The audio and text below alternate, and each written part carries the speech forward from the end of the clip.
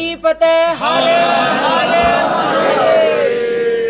बाबा बागेश्वर जी का सबसे पहला एक स्टेटमेंट मैंने सुना था कि कायदे में रहोगे तो फायदे में रहोगे, और इस देश का प्रत्येक मुसलमान अगर वाकई में इम्प्रूव होना चाहता है, डेवलप होना चाहता है, इनहैंस होना चाहता है, ब्राइट और शाइन होना चाहता है, तो कायदे में रह करके इस देश की उन्नति के साथ फायदे में रहे। इसलिए मुसलमान बेटियां बिल्कुल अपनी सुरक्षा अपने घर के अंदर से करवाने के लिए हम लोग बिल्कुल बाबा जी के साथ हैं। पाए बलिहारी गुरु आपने जिन गोविंदियों बताए।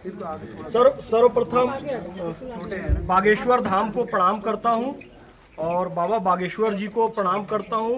मेरे भाई आदरणीय गुरुदेव जो कहें शब्द कम है, श्री धीरेन्द्र कृष्ण शास्त्री जी, आपको प्रणाम करता हूं और सलाम भी करता हूं, और ये दुआ करता हूं कि अल्लाह रब्बुल इज़्ज़त खालिक़े कायनात आपको उम्र-दराज करे, आपको अच्छी सेहत दे, और इस देश के लिए, सनातन धर्म के लिए जो सर्वश्रेष्ठ कार्य है वो आपसे लेता रहे। और मैंने गुरु गोविंद दो खड़े इसलिए कहा कि मुझे आप तक जो पहुंचाया मेरे अभिषेक भाई ने, अभिषेक शर्मा जी ने, आपको भी प्रणाम करता हूं मैं। मुस्लिम समाज इस देश का बाबा बागेश्वर जी के साथ है। इस देश में 17 से 20 करोड़ मुसलमान हैं, और बाबा बागेश्वर जी से जब मैं पहली बार मिला तो उन्होंने स्पष्ट कहा था कि आप और पूरा मुस्लिम समाज इस यात्रा में रहे। ये मेरी इच्छा भी है, अनुमति भी है और आज्ञा भी है।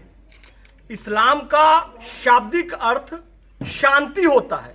अगर शांति, अमन, मोहब्बत, भाईचारे के लिए बाबा जी ये काम कर रहे हैं, एकता के लिए काम कर रहे हैं, भारत को विश्व गुरु बनाने का काम कर रहे हैं, तो हम सब बाबा जी के साथ हैं। मैं एक बात अक्सर कहता हूं, इस देश में किसी भी ईसाई या किसी भी मुसलमान को उसका धर्म पालन करने से नहीं रोका गया, क्योंकि हिंदू बहुसंख्यक है।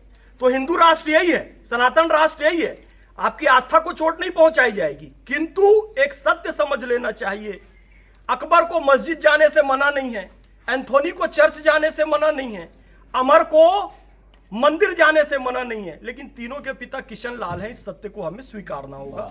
इस भावना के साथ हम चल रहे हैं, और बाबा जी जब आप बुलाएंगे, जहां बुलाएंगे, पूरा मुस्लिम समाज आपके साथ है।